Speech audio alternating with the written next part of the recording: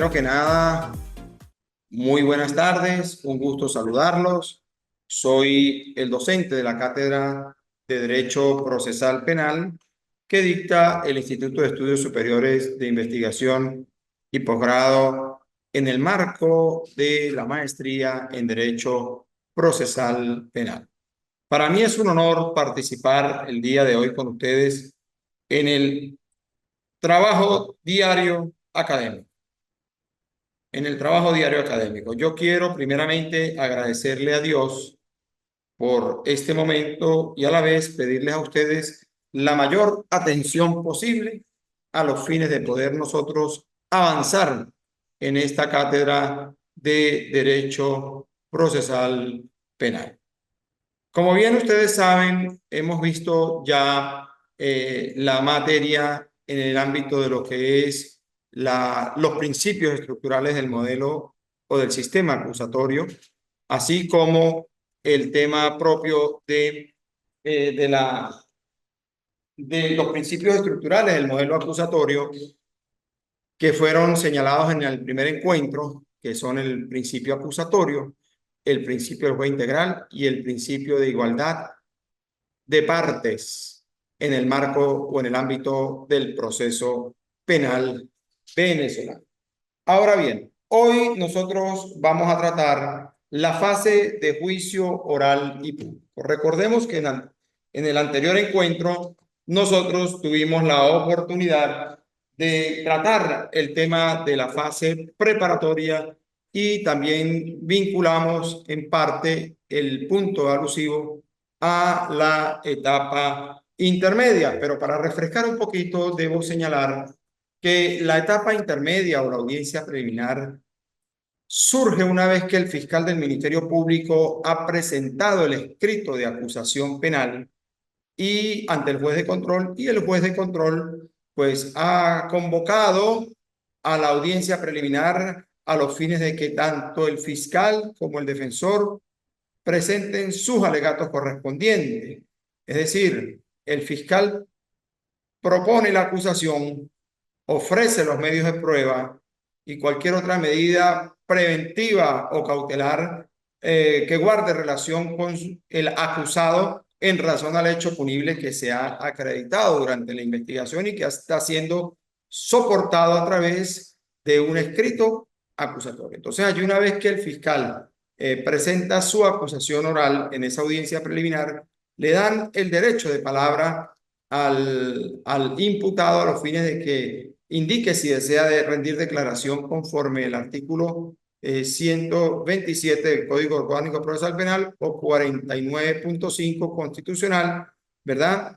Y advirtiéndole que la declaración no puede ser considerada como una obligación, sino como un derecho que él tiene prácticamente y no estar obligado a hacerlo y que eso no lo perjudica y hacerlo sin estar debidamente juramentado, porque se trata del sujeto activo del delito. A partir de allí, si él decide declarar, bueno, el fiscal le formulará interrogantes, el defensor de considerarlo también, y en caso de acogerse al precepto constitucional, pues el juez debe optar también en advertirle posteriormente la existencia de fórmulas alternativas, entiéndase acuerdo reparatorio, suspensión condicional del proceso, hacer uso de la admisión de hecho conforme el 375 del Código Orgánico Procesal Penal para una admisión de hecho a los efectos de que sea impuesta una sanción penal en ese momento, en esa oportunidad procesal. Y una vez finalizada la declaración del juez, le cede el derecho de palabra al defensor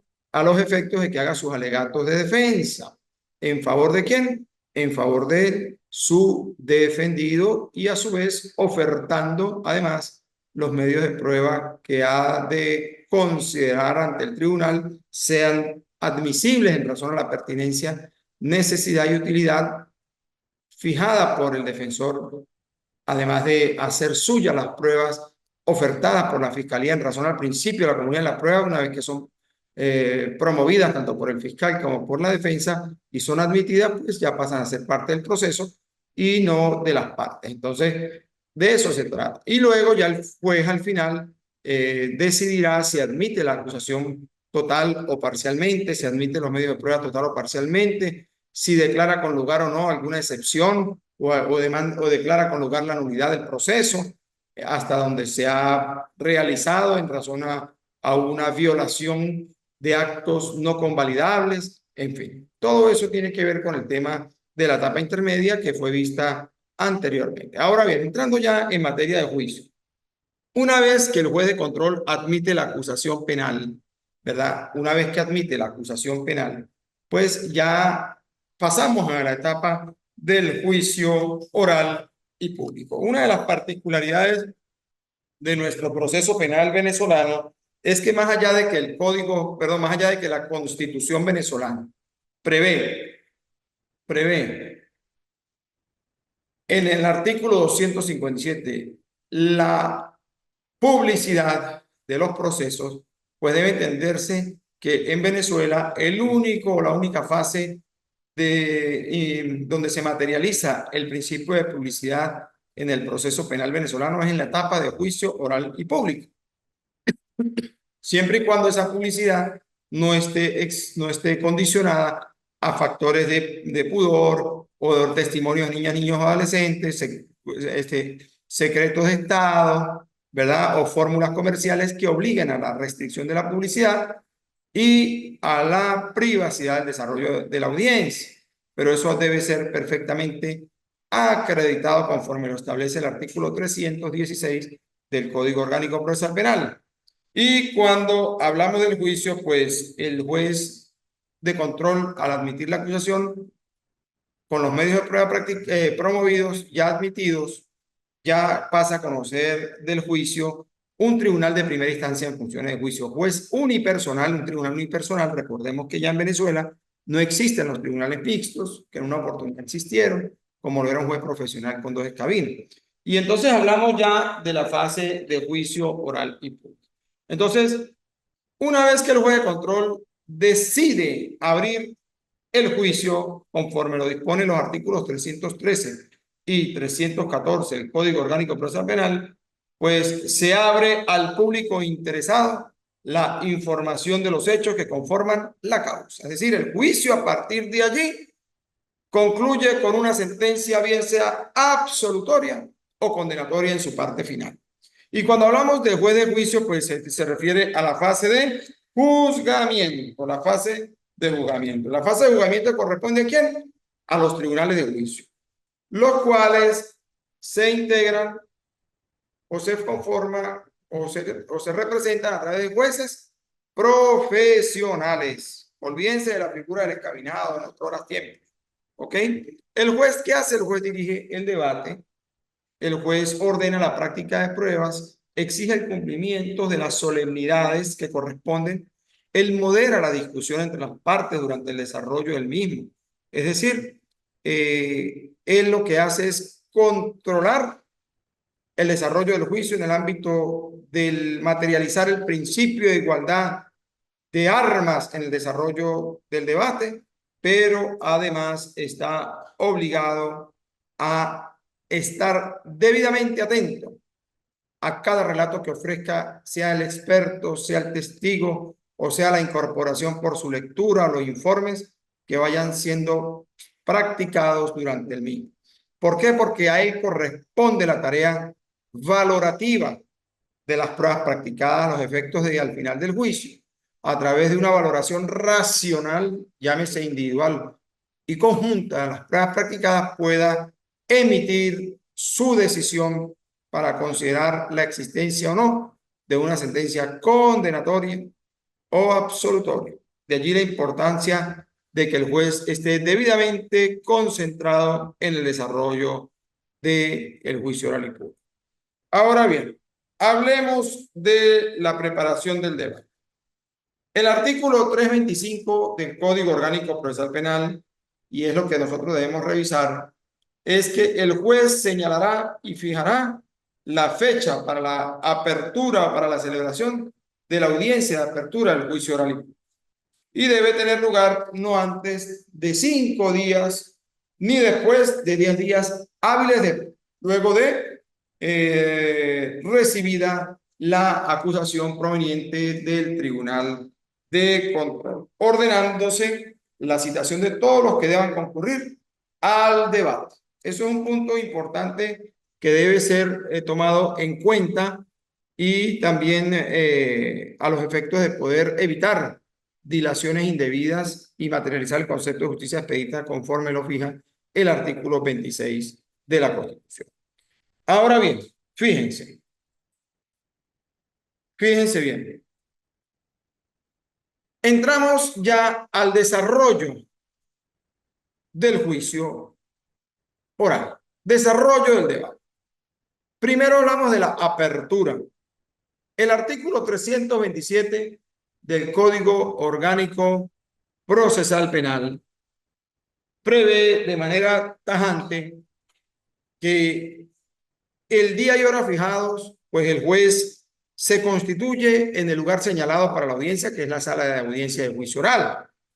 Luego de verificar la existencia de las partes, de los expertos o de los intérpretes o los testigos que deban intervenir, el juez declarará a partir de allí abierto el debate, advirtiendo obviamente al acusado y al público sobre la importancia y significancia del acto.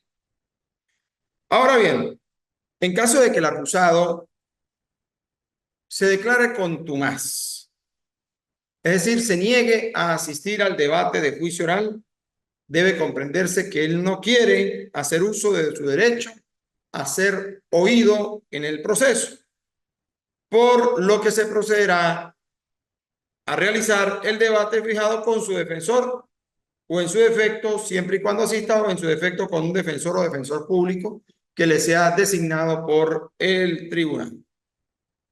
Igual ocurre que en el caso de que el acusado esté siendo juzgado en libertad o bajo una medida cautelar sustitutiva y no asista al debate de manera injustificada, pudiera a todo evento el juez revocar de oficio o a petición del propio Ministerio Público la medida cautelar o restringirle la libertad y ordenar su privación judicial preventiva de libertad. En esa apertura, ¿qué hace el fiscal?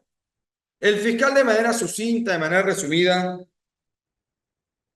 y el acusador privado, en caso de que en caso de que exista el querellante, podrán exponer sus acusaciones y el defensor pues materializará allí su exposición en función de la teoría de defensa que ha planteado para el presente proceso, para ese proceso. Después de haberse producido la apertura del juicio oral con los alegatos de la Fiscalía y de la defensa, después de esas exposiciones de las partes, el juez recibe la declaración del acusado con las formalidades que el Código prevé, es decir, haciendo uso de la advertencia del precepto constitucional dispuesto en el artículo 49.5 de la Carta Constitucional y el artículo 127 de nuestro Código Orgánico Procesal Penal. Cuando hablamos del artículo 127, nosotros lo ubicamos exactamente dentro del numeral sexto del artículo 127, que fija el derecho que tiene el imputado de rendir declaración ante el juez. ¿Eso qué quiere decir? Que una vez que el imputado está allí y es advertido del precepto constitucional que lo exime de declarar contra sí mismo, ¿verdad? Donde el juez le dice que puede abstenerse de declarar en caso de no querer hacerlo y por el contrario también de hacerlo en caso de desear suministrar alguna información para el proceso, habrá de hacerlo sin juramento en razón a que no se trata de un testigo, sino del sujeto activo del delito. Una vez que rinde la declaración, está obligado, digámoslo así, el fiscal en la comunidad de los eventos que observamos en el desarrollo de los juicios, a formular preguntas y la defensa igualmente a formular preguntas a los fines de poder obtener respuestas a cada una de estas por parte de la persona que ha sido acusado. Fíjense que si los imputados son varios, si son varios los imputados, porque han sido acusados varias personas en ese proceso y están en la fase de juicio, cuando vaya a declarar uno, el resto de los coacusados deben abandonar la sala a los efectos de no estar en cuenta de lo que indica uno o cada uno de estos. Una vez que concluye la declaración de cada uno, pues todos son retornados a la sala de juicio oral. Es decir, si hay 3 acusados, el primero va a declarar, salen los 2. Después después ingresa el segundo y se mantienen los otros 2 afuera. Después ingresa el tercero y se mantienen los otros 2 afuera. Así ha de ser de acuerdo a lo que prevé el artículo 331 del Código Orgánico Procesal Penal. En el desarrollo del juicio, el acusado puede rendir declaración cuando así lo considere necesario o pertinente. Inclusive si al principio del juicio él se hubiese abstenido haciendo uso del precepto constitucional de no querer rendir declaración, él podría posteriormente en el avance del juicio pedir que sea oído. Eso está fundamentado en el artículo 332 del Código Orgánico Procesal Penal. Pero también debemos evaluar que en el desarrollo de un juicio pudiesen surgir calificaciones jurídicas no advertidas ni apreciadas antes del debate. Entonces, ¿qué ocurre? Si en el desarrollo del juicio, durante la audiencia, el tribunal observa la posibilidad de materializar un cambio de calificación jurídica que no ha sido considerada por ninguna de las partes, podrá advertir, obviamente, al acusado sobre esa posibilidad para que prepare luego su defensa. Por ejemplo, está siendo acusado de robo impropio y resulta que en el desarrollo del juicio se demuestra en la avanzada del juicio que no estamos frente a un robo impropio, sino frente a un robo agravado, porque se está evaluando en el desarrollo del juicio la posibilidad demostrativa de que él hizo uso de un arma de fuego en la ejecución del delito. Entonces allí las circunstancias cambian. Ya no hablaríamos de robo impropio, sino de robo agravado. Ante esa situación, el juez puede advertir al acusado sobre esa posibilidad para que prepare su defensa. Y a todo evento, esa advertencia debe ser hecha por el juez inmediatamente después de practicada la recepción de pruebas. Es decir, antes de las conclusiones. Terminó la práctica probatoria del juicio. Antes de entrar a fase de conclusiones, debe hacer esa advertencia. Y en este caso, pues deberá recibir nueva declaración al acusado y le informará a las partes sobre ello a los efectos de que puedan estas a pedir pues la suspensión del juicio para ofrecer nuevas pruebas con respecto a ese cambio de calificación que se está acreditando en el desarrollo del juicio y así poder preparar su defensa en función al delito que ha surgido en el desarrollo del juicio y que ha sido advertido como cambio de calificación. De igual modo, el artículo 334 prevé que durante el desarrollo del debate y antes de concederse a las partes la palabra para que expongan sus conclusiones, bien sea el Ministerio Público o el querellante si la víctima ha presentado una acusación particular propia, podrían ampliar la acusación mediante la inclusión de un nuevo hecho o una nueva circunstancia no advertida o mencionada que obligatoriamente conduce al cambio de la calificación jurídica o a la pena del hecho objeto del debate. Este tema lo ubicamos en el artículo 334 del Código Orgánico Procesal Penal. Bueno, debo decir algo más allá de lo que he planteado aquí en los artículos 325 al 334, que durante el desarrollo del juicio, luego de la apertura realizada por las partes, entiéndase el fiscal con su acusación oralmente formulada y la defensa con su teoría planteada a través de la oralidad, viene el acto de recepción de pruebas, artículo 336 del Código Orgánico Procesal.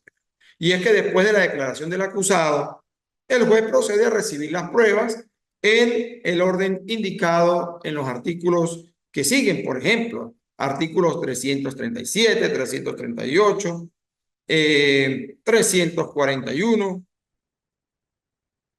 que habla de de los expertos, de los testigos y de los otros medios de prueba. Entiéndase aquí, documentales, informes y demás.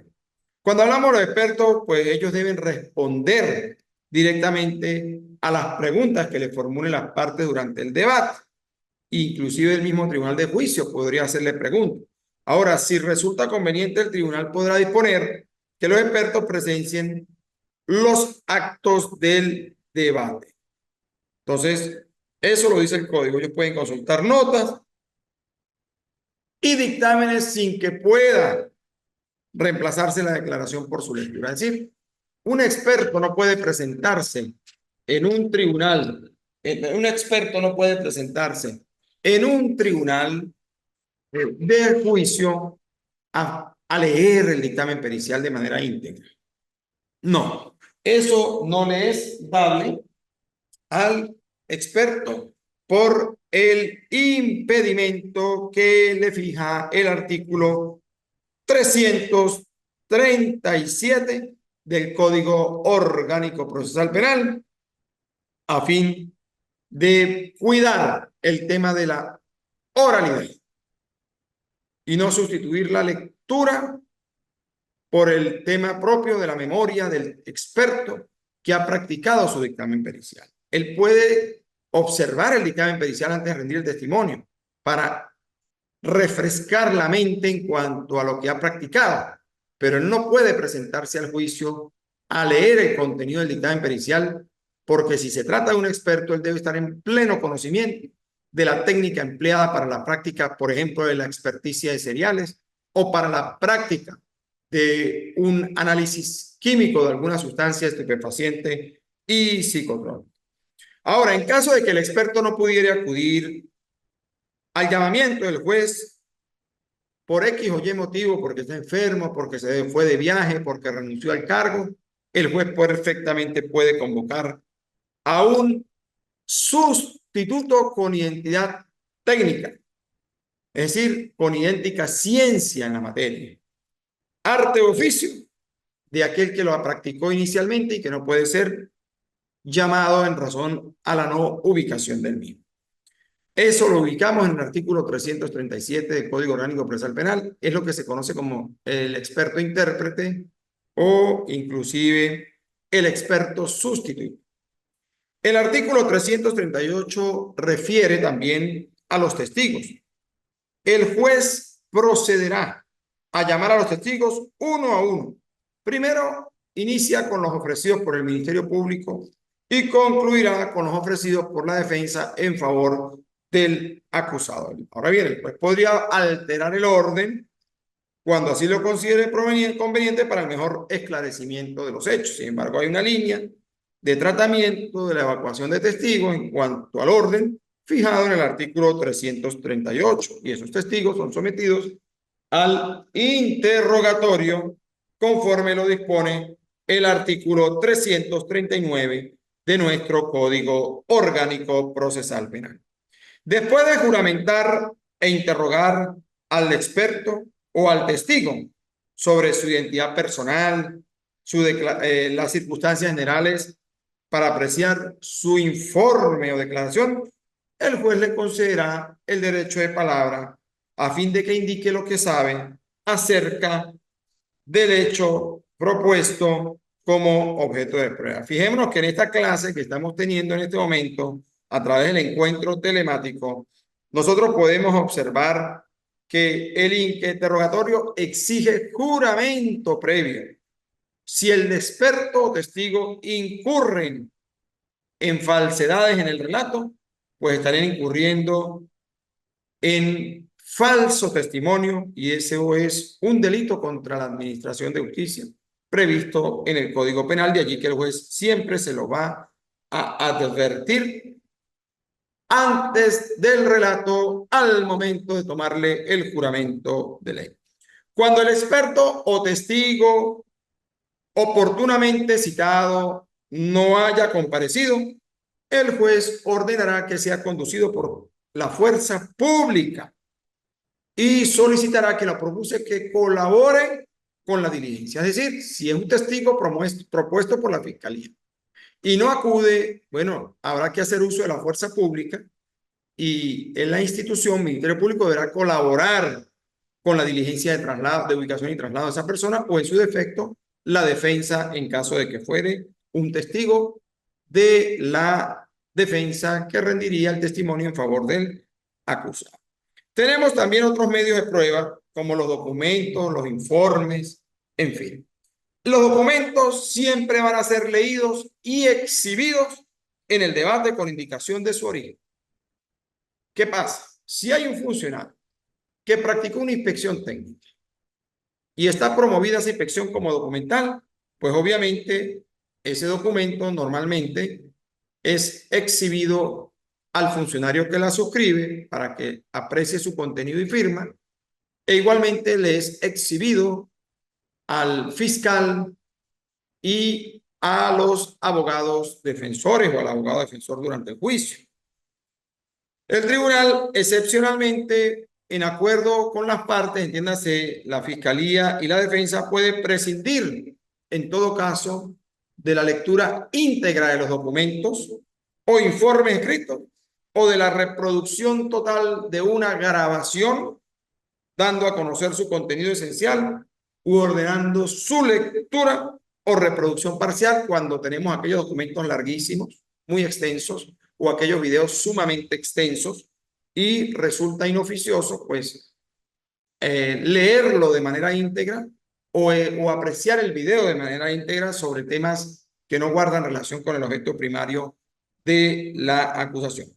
Los objetos y otros elementos ocupados serán exhibidos en el debate y otros, ¿verdad? Salvo que alguna de las partes solicite autorización del juez para prescindir de su presentación. Si es necesario exhibir un arma de fuego para demostrar que el arma que se retuvo no es el arma incriminada, pues será necesaria la exhibición. Será necesaria la exhibición. Nuevas pruebas. Fíjense, este es un tema de tema, las nuevas pruebas. El artículo 342 del Código Orgánico Procesal Penal dice que excepcionalmente el tribunal podrá ordenar de oficio a petición de parte la recepción de cualquier prueba si en el curso de la audiencia surgen circunstancias nuevas que requieran esclarecimiento. Entonces, ¿qué ocurre? Puede ser que en el desarrollo del juicio se tenga conocimiento de la existencia de un testigo que pudo haber observado el homicidio, pero que no fue mencionado jamás por ninguna persona durante la fase de investigación.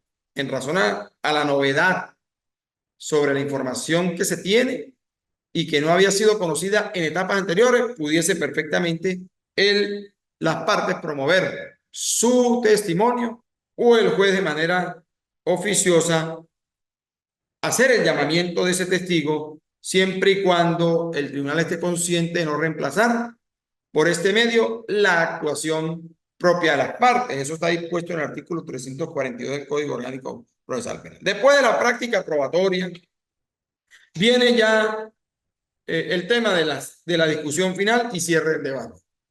Se han practicado las pruebas, se han evacuado las pruebas periciales, entiéndase las experticias y los testimonios de expertos, se han practicado el testimonio de los funcionarios actuantes, de los testigos presenciales, se han incorporado las documentales, llámese actas policiales, inspecciones técnicas, informes. Bueno, a partir de allí se cierra la recepción de pruebas. El juez concede la palabra primeramente al fiscal a los efectos de que pueda exponer sus conclusiones para luego dar el derecho de palabra a la defensa a los efectos de que realice lo mismo. En esas conclusiones no pueden leerse escritos, salvo ciertas determinadas citas de extractos o extractos de citas textuales de doctrina o jurisprudencia, ello a los efectos de poder ilustrar al juez sin perjuicio de la lectura parcial de notas para ayudar a la memoria, algunos puntos de recuerdo a los efectos de poder puntualizar algunos temas que han sido objeto del juicio y que se pueden perfectamente subrayar en las conclusiones. Luego de dar la palabra al fiscal, pues viene el derecho de palabra a la defensa, y luego del derecho de palabra de la defensa, pues podría perfectamente generarse la réplica por parte del fiscal a la postura de la defensa. Esa réplica tiene que ser con relación al punto planteado por la defensa y no otra cosa distinta. Y frente a esa réplica también pudiese la defensa replicar sobre el punto sustentado en la réplica por el fiscal. Y ya luego, si está presente la víctima y ella desea exponer, el juez podrá o deberá darle la palabra, mejor dicho, aunque éste no haya presentado querella alguna, podrá darle la palabra para que diga lo que a bien considere en el marco del cierre del juicio. Por otro lado, también tenemos que finalmente el juez, antes de cerrar ya el proceso, el debate, puede preguntarle al acusado o acusada o al defensor o defensora del acusado si tiene algo más que indicar, y luego, pues, a continuación declarará cerrado el debate.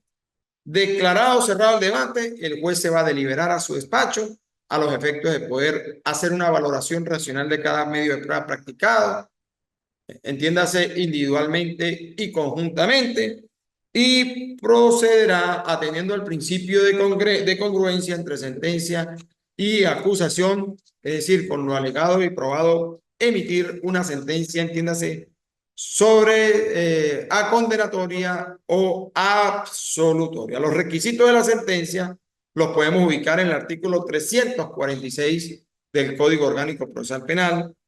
Y bueno, la sentencia siempre habrá de pronunciarse en nombre de la República y por autoridad de la ley. En todo caso, las sentencias pueden ser absolutorias y condenatorias. Artículos 346, los requisitos, ¿verdad? El pronunciamiento del 347, la absolutoria el 348 y la condenatoria el artículo 349 del Código Orgánico Procesal Penal, que ustedes deben revisar desde sus casas por tiempo, por razones de tiempo ya no podemos entrar a profundizar cada requisito de la sentencia, pero que está fijado en 6 puntos exactos del artículo 346. Bueno, y quien desempeña la función de secretario durante el debate levantará un acta y contendrá por lo menos las siguientes enunciaciones. Ahí está la fecha de iniciación del juicio. O sea, cada acto o cada audiencia dentro del desarrollo del juicio debe ser fijada en un acta donde exactamente el juez ha de plasmar a través del secretario lo que va ocurriendo dentro del desarrollo del juicio oral. ¿Para qué sirve el acta? ¿Para qué sirve el acta? Para demostrar cómo se ha practicado el debate de juicio oral y público. Aquí quedan reflejadas las formalidades previstas, las personas, entiéndase, las pruebas periciales, testimoniales que han intervenido y los actos que fueron cumplidos durante el juicio, si el tribunal se trasladó a un sitio para dejar constancia de algo, si se escuchó el testimonio de un enfermo en un hospital, habrá que dejar constancia de eso, en fin. De eso se trata. Bueno, de eso se trata el procedimiento o fase de juicio oral y público. La fase de juicio oral y público, le reitero, está a partir del artículo 325 del Código Orgánico Procesal Penal. Entiéndase, bueno, ustedes pueden tratarlo si quieren desde el 315, ya los principios los habíamos visto antes, hoy hemos iniciado la clase desde el 325 al artículo 352 del Código Orgánico Procesal Penal. De eso se trata. Yo quiero que ustedes estén atentos. Les voy a fijar una asignación. Estamos pendientes con la segunda asignación, ¿sí? La segunda y la tercera. Las dos las voy a fijar el día de hoy. Les voy a dar un tiempo razonable para que las cumplan. Y ya quedaríamos pendientes para un último encuentro. Entiendo que tenemos, o no sé si son 3 módulos aquí. Son tres módulos. Recuerdo que creo que son 3 módulos o 4 módulos. No, nos queda la fase. Bueno, pero igualito vamos a tener otro encuentro. Ojo, yo les pido que tengamos en cuenta eso. Yo voy a plantear un nuevo encuentro porque yo quiero hablarles de los procedimientos especiales, que son varios, y hablarles de la fase de ejecución de sentencia para poder cerrar el paseo procesal por todas las etapas del procedimiento penal ordinario, del procedimiento especial para el juzgamiento de delitos menos graves y del procedimiento para el juzgamiento de delitos de género, que se equipara en la fase preparatoria, intermedia, juicio y ejecución. Y vamos a ver también los procedimientos especiales. Bueno, por hoy hemos culminado el encuentro, no sin antes agradecerles a ustedes la presencia. William Cabarico, lo estoy viendo. Le agradezco su presencia.